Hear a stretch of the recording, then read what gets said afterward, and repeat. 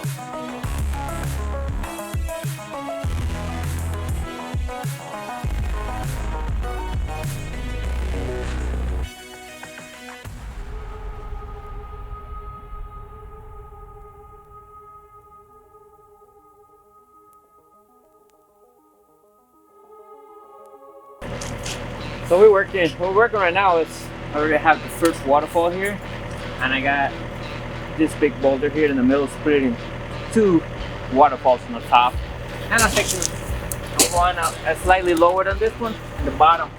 Just place this one, really nice big boulder that's gonna balance things out between this one and this one.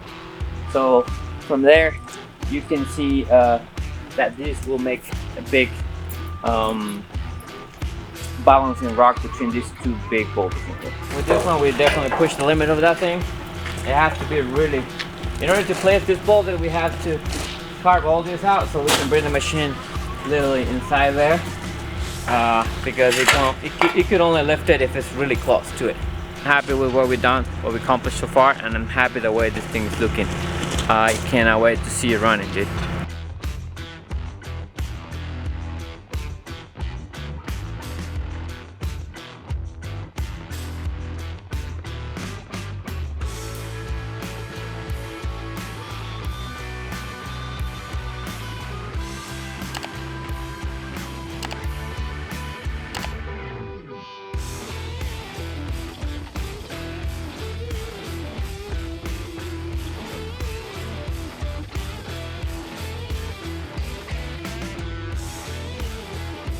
So this is where our wetland's gonna sit. I still need to excavate a little bit more. I haven't really figured out how far I'm gonna get in here, but so the wetland's gonna sit right where now. Sitting right here. So this is gonna become a little more like a stream. Maybe the waterfall is gonna start somewhere over here. So like I said, until I start excavating, I don't know for sure, but this is just the idea. There's gonna be somewhere over here. We just want to make sure we have enough room for some trees to come around here, because I want to make sure that we've got some privacy, even if we need to berm this up a little bit. I think that's going to look great, and have like an upper ponding area, get it nice and tucked up close. So when we're in this sun deck, we're just surrounded by water. Yeah, I think that's the idea. That's what I wanted to get, but like I said, I need to finish this waterfall first in order to move into this other section.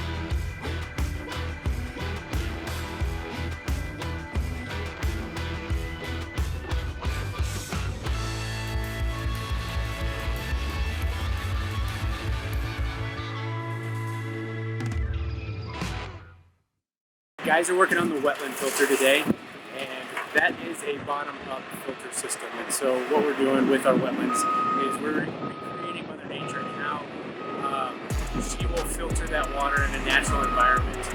And so the way that we do this is we will excavate an area, and then we'll put down the aqua blocks, and then those aqua blocks will create this void space area. And in that void space, the water will come in, be pumped into the bottom, and will spread out, and then we'll evenly distribute that water through a series of gravel. We'll start with some big stuff, and then we'll work it up into a smaller gravel. What that does is it slowly allows that water to pass through, and the slower it passes through, the more that beneficial bacteria will get to do its job. And that's the reason that we also put that smaller gravel up towards the top and allow it to spread and distribute through the whole thing. We're at that tipping point where we can't filter the ponds just with the traditional biofalls, so we get into a more custom filter size. Generally speaking, you want to take the body of water and you want to turn that over at minimum 1 time per hour. And so if you've got a 15,000 gallon per hour pond, you want to make sure you're turning that over at least 15,000 with a 15,000 gallon per hour's pump. So for example, for this one, we've got a 3-pump system, all in the intake over here. One is powering the waterfalls where we've got the biofalls, one is powering the wetland, and then we've got one for the jet system. So if you think of jets like a hot tub, what we're doing is we are piping and going into manifold, and we're allowing those pipes to go throughout the entirety of the pond. So anywhere where we have a dead zone, what we're trying to do is we're trying to take that water, we're pushing it, and our idea is to push it all towards the intake area. And that intake, if you think of like a pool skimmer, the idea is to create like a 2 to 3 inches along the top of the pond and get it to pull that top debris over there, because water acts like like Velcro to anything blowing in the wind. It's gonna hit it, it's gonna stick, and it's gonna want to drop to the bottom. So to keep this low maintenance, what we're gonna do is we're gonna push it towards that intake bay, and that's gonna allow us to collect some of that stuff and clean that up much easier than having to get a net and manually clean that on a regular basis.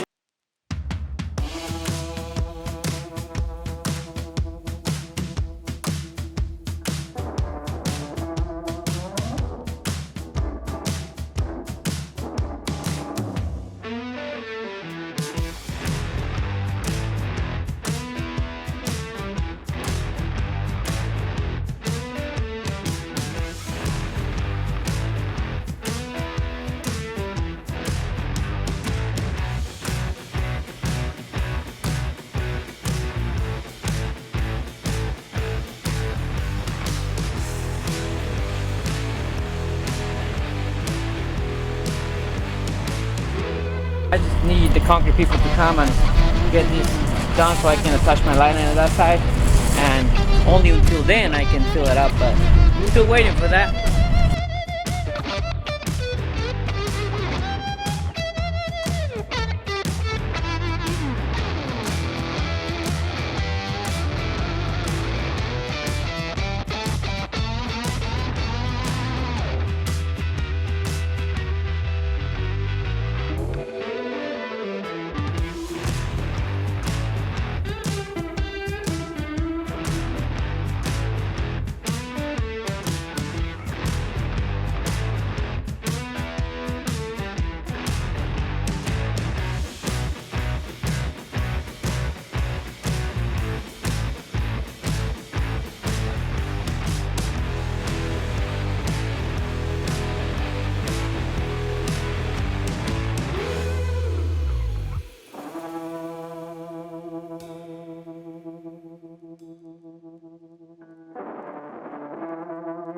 I like when we get to this point because it means we're really close, really close.